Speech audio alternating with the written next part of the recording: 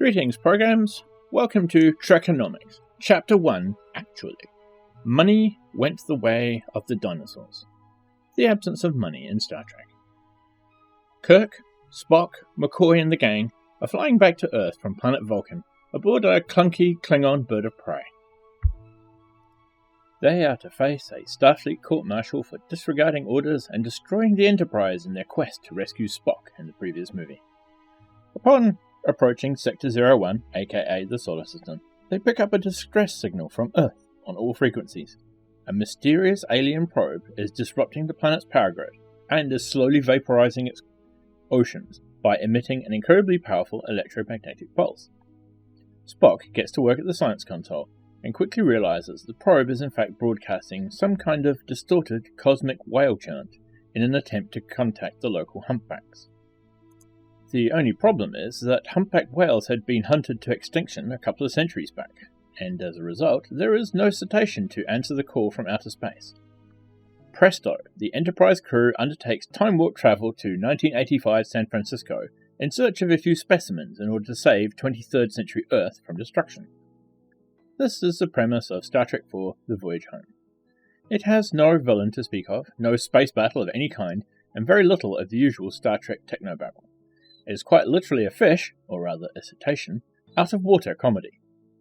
Dropped among the barbarians, us, Kirk and the crew are befuddled, disorientated, and borderline impotent. And, to top it all off, they are specifically forbidden to use most of their formidable powers lest they fatally alter the course of human history. The Voyage Home is a modern-day version of Gulliver's Travels. It reinvents the old Enlightenment trope of the well-meaning explorer who must grapple with the idiosyncrasies of not-so-exotic tribes he encounters. Our society's mores are examined under the prodding gaze of beloved, fictional 23rd century characters. The story gives us a chance to discover how Kirk, Spock, McCoy and the others really see us, or rather, how we see our own world through the eyes of our better, wiser, more technologically and socially advanced selves. Following Kirk and Spock, we meet Dr. Gillian Taylor, a young marine biologist who takes care of the humpbacks at the fictional Sausalito Ocean Institute. They catch her at a particularly fraught moment. Because of lack of funds, the two whales are about to be released into the wild, and one of them is pregnant. From then on, Gillian holds the audience's hands and stands in as our stunt double and our advocate. She comes across as a lovable loser, a smart, honest and passionate scientist backed into a corner by the blindness and ignorance of her contemporaries. In real life, she would be a Star Trek fan herself. She strikes up a friendship with the two strangers, who eagerly volunteer their help to save her whales. She is weary of empty promises. She has had her share of bitter disappointments. Understandably, she has a hard time taking Kirk and Spock seriously. After all, they are a piece of work. They seem to be living in Golden Gate Park, where they previously landed their cloaked ship, and Spock wears a white robe and a bandeau to disguise his alien pointy ears, and he speaks and acts like a weirdo. In not so many words, losers, broken by life, just like her. Gillian takes Kirk out to dinner at an Italian restaurant. James Tiberius turns on the trademark charm he usually lavishes upon unsuspecting alien females. He desperately needs to convince her to let him take the whales.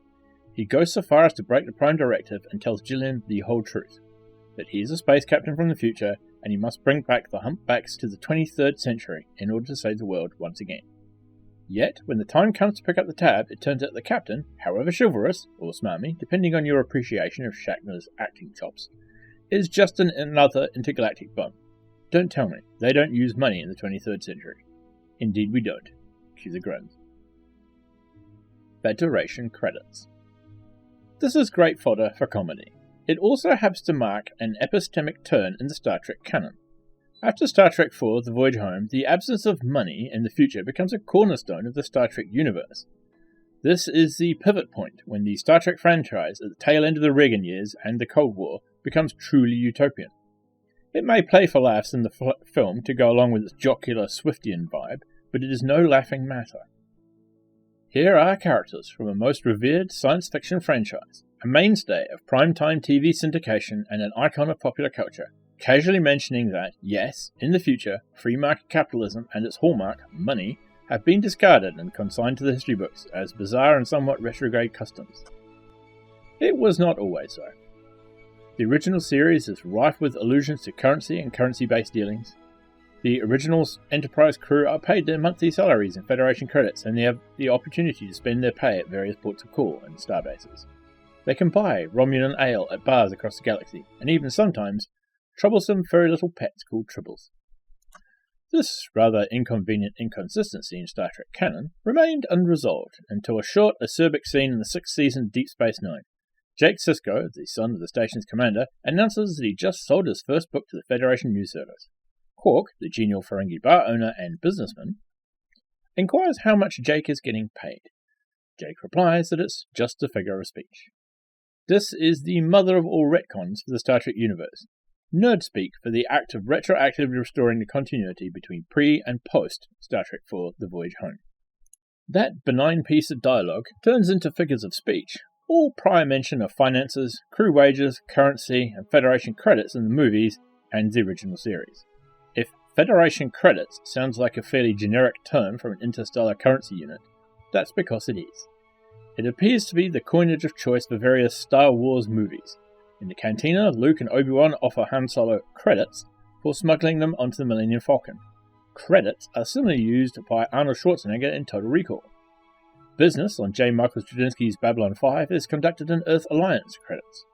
Credits feature prominently in many of Isaac Asimov's novels, including the Foundation trilogy, whose main protagonist, fortuitously, is none other than galaxy-wide economics.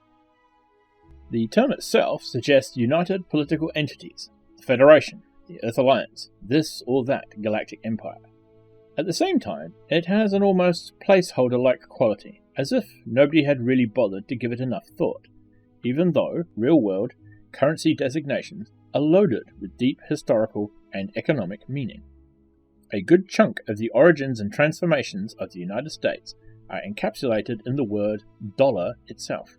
The word comes from the Spanish word for thaler, the silver currency of Germany from the Renaissance all the way to World War I, by way of the Czech tolar and the Dutch dadler. In light of the painstaking detail work that goes into creating speculative civilizations, calling their currencies credit is rather anticlimactic. All these intricate technologies, these swashbuckling heroes, these elaborate political intrigues and operatic confrontations, and the only name one finds for money is the good old run-of-the-mill credit. If anything, it betrays a distinct lack of inquisitiveness about how economic forces shape these hypothetical civilizations. The widespread use of the term credit in classic science fiction acts as a useful reminder of Star Trek's extraordinary boldness, especially given its unique status in popular culture. Money, in science fiction, is truly everywhere, just like in the real world. Its existence is seldom questioned or put into play as it is by Star Trek after Star Trek IV The Voyage Home. No money, no problem. The Next Generation fully embraced and even doubled down on what seemed like a few funny scenes and throwaway quips in Star Trek IV The Voyage Home. In the last episode of The Next Generation's inaugural season, the Enterprise chances upon a ship adrift in deep space that carries people from the late 20th century. They were put in cryogenic suspension at the time of their deaths, in the hope that future medicine would cure them of their ailments. Among them, we meet a certain Ralph Offenhouse. Maurice Hurley's shooting script sums him up tersely as a power broker on both coasts. The episode aired in March 1988, a few short months after the release of Oliver Stone's Wall Street and the stock market crash of October 1987. Offenhouse is Star Trek's take on Gordon Gekko and all that he stands for. Offenhouse immediately inquires about how to contact his law firm and blusters about the size of his portfolio, which must have grown to even grander proportions during the time he spent frozen in space. Greed is good, indeed. Towards the end of the show, Picard gives the blowhard the dressing down he so richly deserves. The captain's retort would have sounded stilted and self-righteous if not for Patrick Stewart's haunting performance. He manages to pack his lines with both spite and compassion in a riveting, devastating scene. People are no longer obsessed with the accumulation of things. We've eliminated hunger, want, the need for possessions. We have grown out of our infancy. Later in the episode, a chastened Gordon Gekko Offenhouse says to the captain, "There is no trace of my money. My office is gone. What will I do? How will I live?" And Picard says, "This is the 24th century. material needs no longer exist. Offenhouse. What's then the challenge? Picard. The challenge, Mr. Offenhouse, is to improve yourself, to enrich yourself. Enjoy it. Picard reiterated the notion even more forcefully several years later in Star Trek First Contact, which, like Star Trek IV The Voyage Home, is an excellent time travel romp. Lily Sloan, the 21st century engineer who helped Zefram Cochrane build the first warp-capable ship, is stranded with Picard on the Borg-infested Enterprise. She marvels at the Galaxy-class ship's size. How much does this cost? And Picard responds, the economics of the future is somewhat different. You see, money doesn't exist in the 24th century. And Lily says, no money? You mean you don't get paid? Picard says, the acquisition of wealth is no longer the driving force in our lives. We work to better ourselves and the rest of humanity.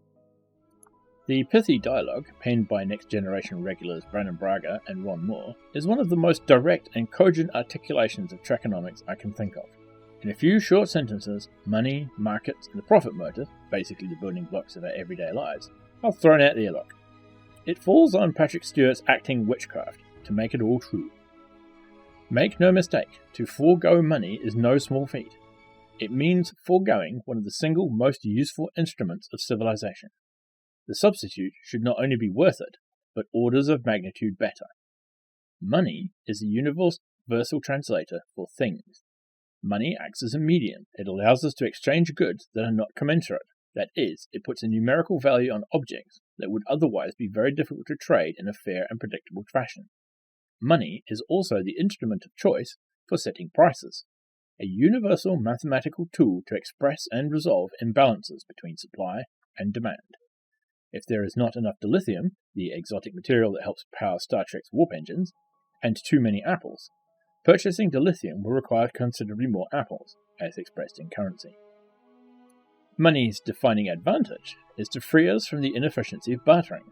Try to exchange your shipment of apples for a pound of dilithium crystals. It won't work. Your dilithium dealer does not have a use for all your apples, and besides, you can't harvest and deliver that many apples anyway. On top of that, you are stuck if apples are the only thing you have to barter. And what if you have too many? What do you do with the leftovers? Now, consider selling all your apples for cash. Better still, consider selling your 5 future harvests in advance, even at a discount, to a gigantic apple distributor. You end up with a large sum in hand. You can use a portion of that sum to purchase dilithium, and you can spend the rest on some well-deserved Klingon blood wine or Romulan ale. In a way, money is the only proven method to transmute apples into dilithium and lead into gold and back. Why bother with alchemy when you have coinage? In fact, money is so useful that it is not a stretch to hail it as one of humanity's most fundamental technological breakthroughs. No wonder it arose in the first great trading empires of the Fertile Crescent, along with writing and mathematics. To wit, the oldest cuneiform clay tablets are mostly accounting records. That being said, money, like any other technology, is not exempt from shortcomings or the occasional massive failure. In the most extreme cases, it has been known to provide society-wide collapses through hyperinflation and financial bubbles. Under more quotidian conditions, money tends to foster a whole range of irrational, vulgar, and unpalatable behaviors among our fellow humans. Until further notice, these inconveniences seem like an acceptable trade-off because money excels at one crucial function. Through the market pricing mechanism, money provides an adequate solution to the distribution and allocation of scarce goods. The Star Trek canon makes it clear that scarcity is no longer an issue in the 21st century. The Federation does not need money. It is an anumismatic society, to coin a neologism, because everything is so plentiful that no one has to pay for anything. In the Federation, goods, food, labour, medical care, education, entertainment, space travel, and whatever you think of are like MasterCard. Priceless. So how does this actually work? Well, first, save for the alien Ferengi, money and wealth are not prominent preoccupations of other notable Star Trek civilizations in the Alpha Quadrant. Klingons seem to use it, but it is undeniable that their value system revolves around very abstract norms. Cardassia is a bureaucratic dictatorship not too dissimilar to Soviet Russia, and the Romulan Star Empire is an enigma. As for the major villains, the Dominion and the Borg, it's pretty obvious that they are not animated by the advancement of their mercantile interests. The allocation of goods is never really addressed in the series or the movies. It seems that sheer abundance resolves most potential distributive problems. There is so much of everything in the Federation that in the unlikely event that the supply of goods or a commodity runs low, there will always be plenty of substitutes available. As a result, you're just not as hung up on getting what you want right now at the best possible price. As a system, Trekonomics is predicated on near absolute abundance, which in turn negates the need for money, or market pricing mechanisms to allocate scarce goods. Nothing, or almost nothing, is scarce. Ain't nothing like the real thing. Near absolute abundance leaves a few scarce items to deal with at the margins. What are they, and how are they allocated? The Star Trek canon allows us to infer that there are two types of scarce goods in the Federation. In classical economic terms, their supply is deemed inelastic. Their availability is largely unresponsive to changes in prices. On the other hand, there are what could be termed strategic goods, those few resources that are essential to maintaining the Federation's polity and way of life: dilithium crystals, starships, and people. On the other hand, there is a broad category of one-of-a-kind, custom-made, unique goods, mostly experiential goods and services, such as the Picard family's Bordeaux wine, the Pleasure Planet of Risa, and Cisco's restaurant in New Orleans. In the absence of money, and therefore a market and price, how do you get a highly coveted spot for a stay on Risa? How do you secure a few bottles of Chateau Picard? Is it first come, first served? Do family connections and social networks, such as Blat in the old Soviet Union or Guangxi in China, have a place in the 24th century? Do Starfleet officers get to jump in front of the line for Jamaharong? In other words, how does society manage the allocation of those few marginally scarce goods? The canon is rather vague on that specific topic. You never see people fighting each other over the last bottle of Chateau Picard. These kinds of petty conflicts are never shown. Not just because petty conflicts among Federation members are never ever shown in Star Trek, but also because luxury shoppers' angst is not good TV. Keeping up with Roxana Troy or Real Housewives of Risa, that ain't happening. One must assume that the scarcity of some unique goods never leads to conflict or competition. The motivation for acquiring them, showing off social status through ownership of objects, has long been excised from the Federation. In our less advanced society, we mainly acquire and consume luxuries to display status and wealth. This is what sociologist Thornstein Veblen described as conspicuous consumption. Consider the car. Not everyone can afford a BMW, and nobody would bother to try if it were not for the purpose of showing off. All indications are that Trekonomics has successfully done away with conspicuous consumption. High-minded and altruistic Federation citizens could not care less about signaling their status through the consumption of luxuries. In the Federation, no one cares about your Louis Vuitton bag or your Beamer, and nobody would really bother keeping up with you. In that sense, the relative absence of scarcity is also a function of individuals' choices and overall ethics. If you can't get that last bottle of Chateau Picard 2378, then so be it, it's no big deal. It's almost as if the absence of money leads to the absence of scarcity in the case of non-essential, non-strategic items. For these goods that are unique and scarce by nature, Chateau Picard, seats at Cisco's restaurant, people are just not keyed up at the prospect of showing off. Nobody gives a crap, and therefore these unique goods lose their appeal as positional status symbols. One could say that even in the case of supply constraints, demand is simply not there. It's just not that big of a deal. Furthermore, and lastly, there is an infinite supply of potential substitutes at the same price. That is, zero. This is what economists describe as local non-satiation. Can't get this year's vintage of Chateau Picard for your cellar? Just go crazy and get some of that fine Klingon blood wine from Lieutenant Worf's family estates instead. In Trekonomics, the absence of money implies that status is not tied to economic wealth and discretionary spending.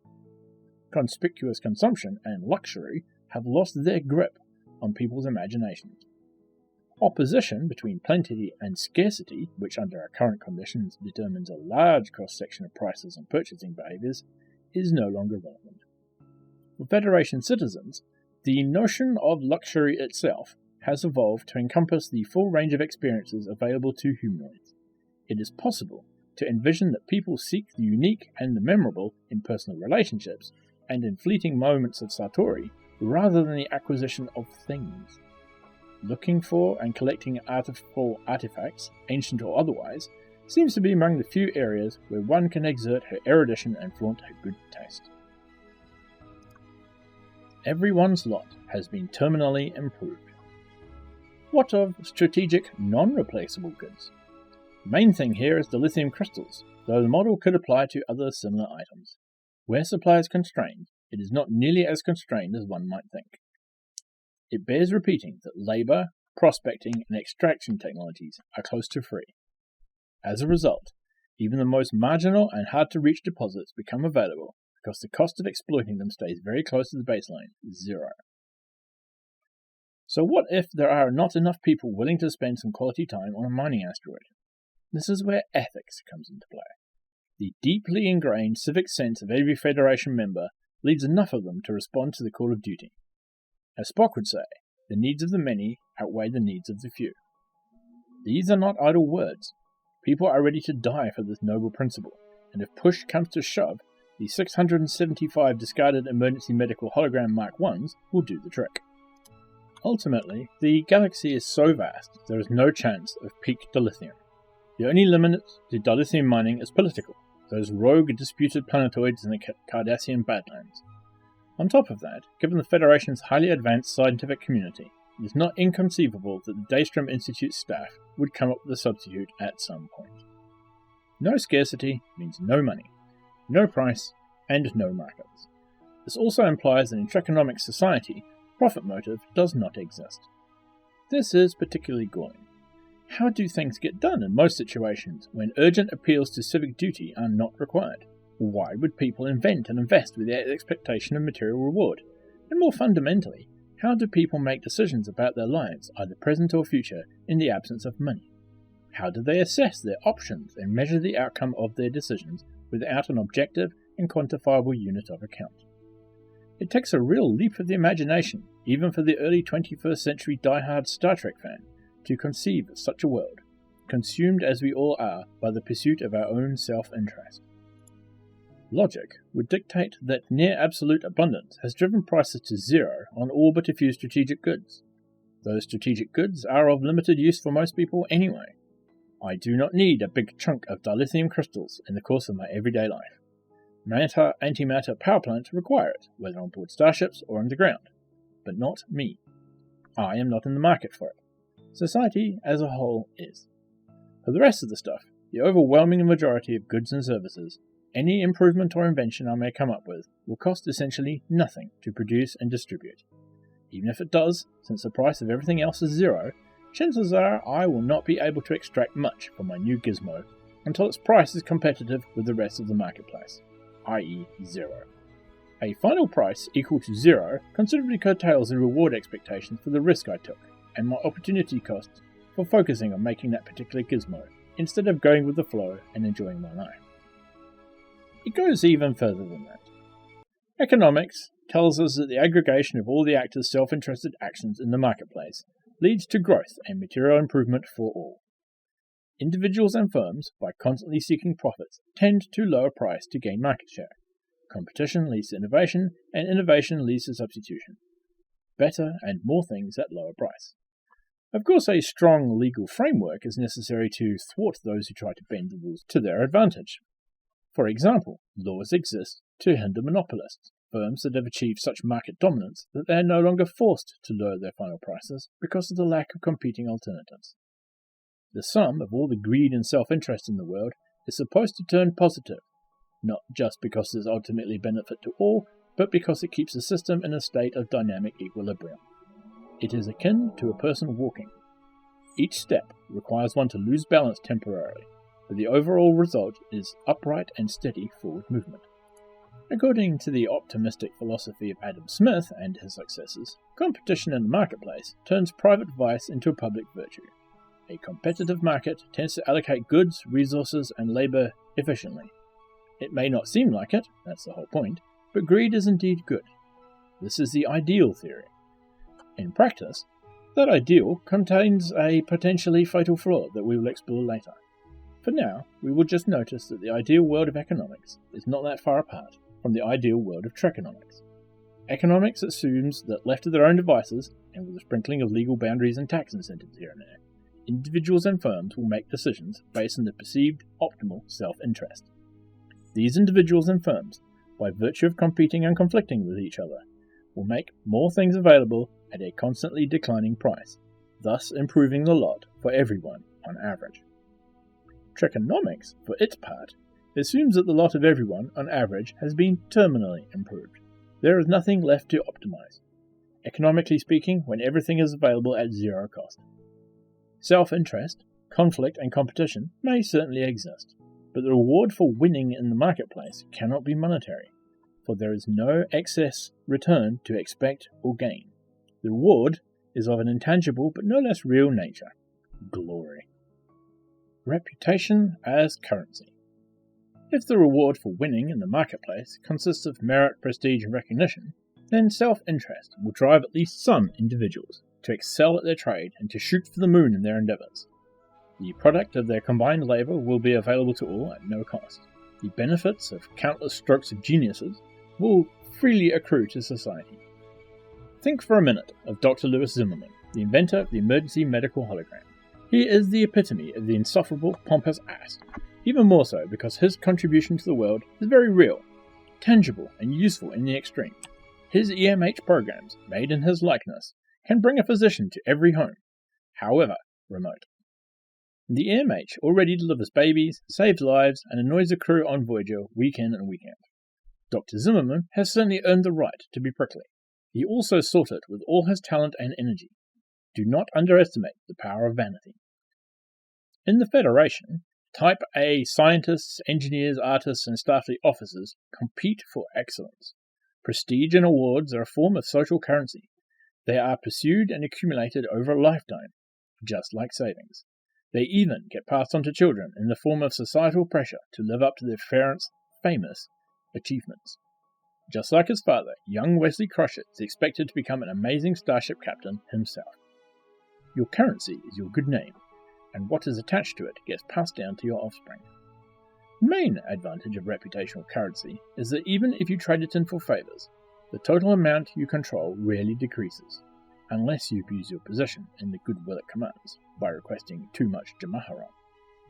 You can never go broke, or even get into too much debt. You retain all of your earnings. If you are a scientist, there's a strong disincentive to lose it all by turning into a global warming denier or an anti-vaccine crusader. There is nobody with ulterior motives to subsidize your fake science. And the institutions of science themselves are very good at adjudicating the validity of a theory or the effectiveness of an invention. Science, as a collective enterprise, certainly makes a lot of mistakes. However, over time it has developed much better procedures than most other institutions to investigate and correct these mistakes. As a Federation scientist, the value of your reputation is backed by the full faith and credit of the scientific community. Dr. Noonien Sung, Data's creator, is a good example. He worked for decades in the secrecy of his faraway outpost to build the most perfect android. He did not plan to release a half-baked prototype product and to iterate it, as people say in Silicon Valley.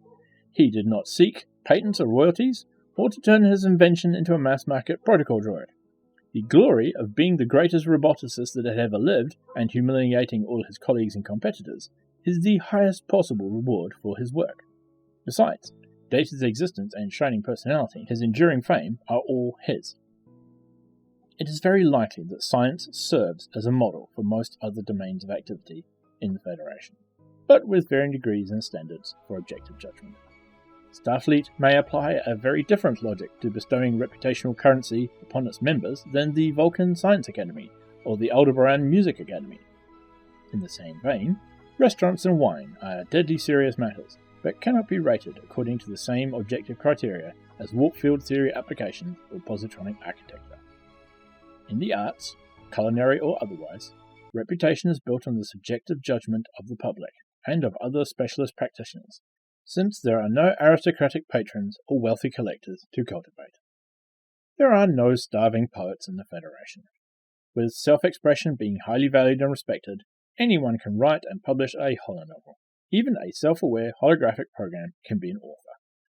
There is very minimal gatekeeping, since publishers themselves do not have to make decisions based on the purported commercial viability of any work of the imagination. Distribution and production costs are nil. Public response from the masses and from the specialist community is ultimately what will earn you your reputation as an artist. You know you've got it made if your holonovel goes viral, even if it's for all the wrong reasons. The competition between all these high achievers is never petty nor impolite, but that does not mean it's not merciless. Your rivals are always on the prowl, ready to pounce at the first misstep. Each challenge successfully repelled earns you more reputation until you fail and stall. This is Darwinian honing and pruning of talent, is both thankless and extremely productive. This is the engine for the Federation's growth and power. This is why the Federation produces the best scientists and engineers and doctors and artists in the galaxy. Yet there can be only one number one roboticist or warp field theorist in the whole Federation. That is the greatest of all prizes, and the odds are overwhelmingly stacked against you becoming that person. Being Vulcan might marginally improve your chances, but not by much. If, by an extraordinary set of coincidences, you still end up at the pinnacle of the apex of your chosen field, don't worry, it won't last. There are too many talented kids out there looking to maul you and sweep you from your throne. This picture of the Federation reminds me of an old friend, himself a Trekker. He graduated from the best math program in the world 4 years later. If I ever met somebody who fit the definition of genius, that is him. He explained to me very matter-of-factly that, like the Beatles, mathematicians usually do their greatest work by the time they reach 30. As brilliant and precocious as he was, he would never come close to the top of his profession. He was neither sad nor angry about it. It was just the cold, hard, objective truth. Equality in law and in opportunity seldom results in equality in fact. Mathematics is believed to be the most meritocratic of all scientific disciplines. No gimmicks, no machines, no labs, no outside funding, very little in the way of politics. It's just you and a blackboard. Diplomas, academic position, and fame do not matter. Either you prove Fermat's theorem or Poincare's conjecture, or you don't. Pure meritocracy can be very cool. The burden of private ownership. Even though there is no currency in the Federation, it does not mean that there is no capital per se. Capital exists independently of mere accounting units. This may seem somewhat paradoxical, but it is in fact obvious. Think of it as matter. Whether in solid phase or liquid or gas, matter exists independently of the units we use to measure it. Capital is one of the inputs of economic production. Combine raw materials with labour and you'll get nothing without tools, accumulated knowledge, and sometimes money. At a very basic level, capital is just that, the productive assets, material and immaterial, that allow labour to transform natural resources into finished products. For instance, a caveman must use a hard rock and his experience to shape a biface. The rock and his knowledge constitute the capital stock he uses to make the stone blade. The value of his knowledge and his tools is probably measured in the woolly mammoth meat he can obtain in exchange for his labour and craft. His capital does not have a numerical or numery value, but it nonetheless has a value, if only in the sustenance he gets out of putting it into productive use. This is yet another case where money proves superior. It protects the blade carver from the whims of the mammoth hunters. It allows him to say, "This is my price. I won't accept any less meat in exchange for the product of my work." Part of the confusion between money and capital probably stems from the fact that we have become accustomed to quantifying capital in monetary units. This is incredibly useful. The reduction into numbers allows for all sorts of mathematical measurements and calculations, which in turn enable better, more optimal decisions.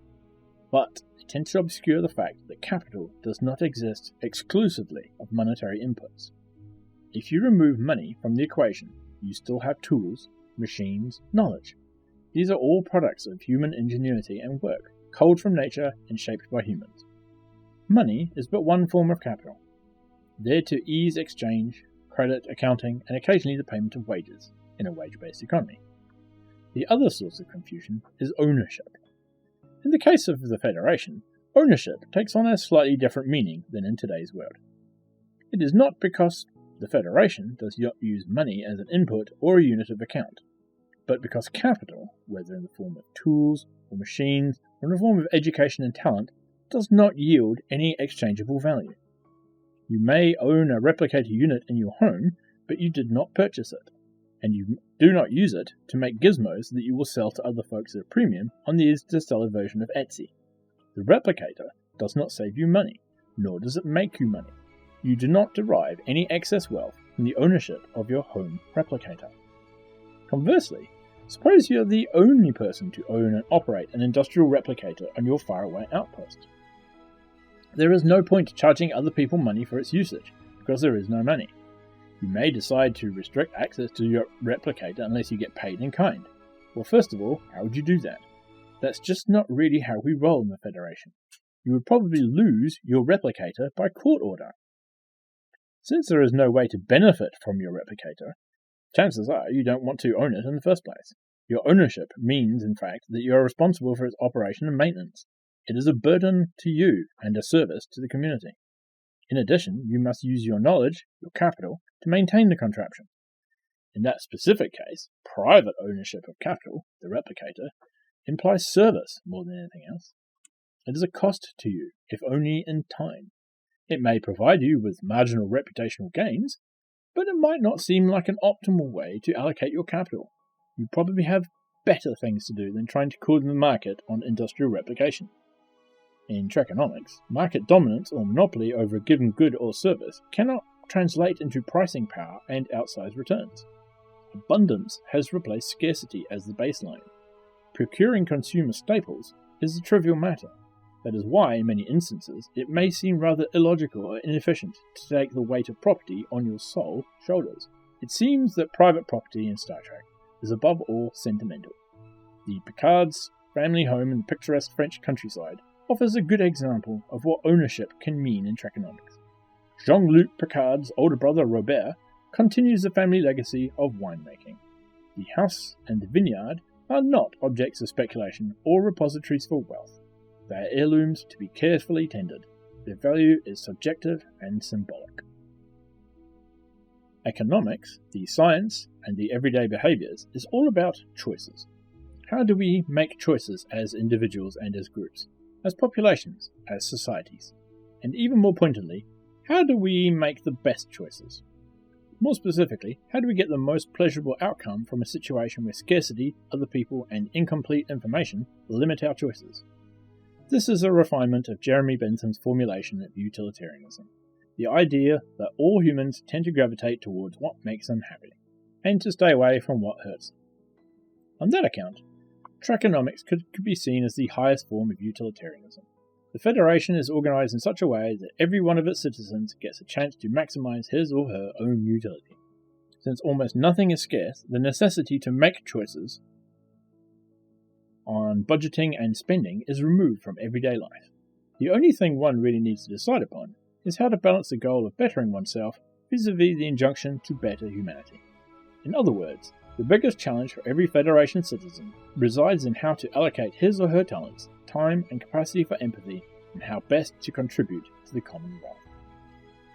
Here ends Chapter 1. Now for my thoughts. Now, if you're thinking some of this sounds unrealistic, I would point to the fact that we have this to some extent today, right now. If you go on the internet and you go to, say, fanfiction.net or any forum that's filled with stories and whatever, they're all provided for free for the enrichment of all and for the kudos of the people writing the stories. Okay. But how do you know which ones are the good ones? Well, you go and have a look at what the reviewers say. If the reviews are filled with, oh my god, this is terrible, then, maybe not that story. But if the reviews are, this is well written, and there's loads of reviews like that, then you can know that this is a good story. And this is that reputational credit that was talked about. This is how it works. Online is a good example for how a world that lacks scarcity can be. Because, say, downloading a copy of the story for you to read on your tablet at home does not cost anything to the person who provided it or to anybody else. Just your internet connection fee, which you have probably already paid for. And so this is not some bizarre, highfalutin what-if scenario. This is simply a matter of taking something we already have and are using right now and using it for something slightly more meaningful. If you don't have to struggle and slog to keep a roof over your head or to keep food in your stomach, then you can move on to something else. And this is how you balance that something else. Pretty cool, I thought. The internet truly is leading the way to the future. It's awesome. Well, that's all for this chapter. Rather a long one. Hopefully the next one's shorter, or I might start breaking them up into maybe half this length, because this is rather long. We'll see how we go. Bye for now.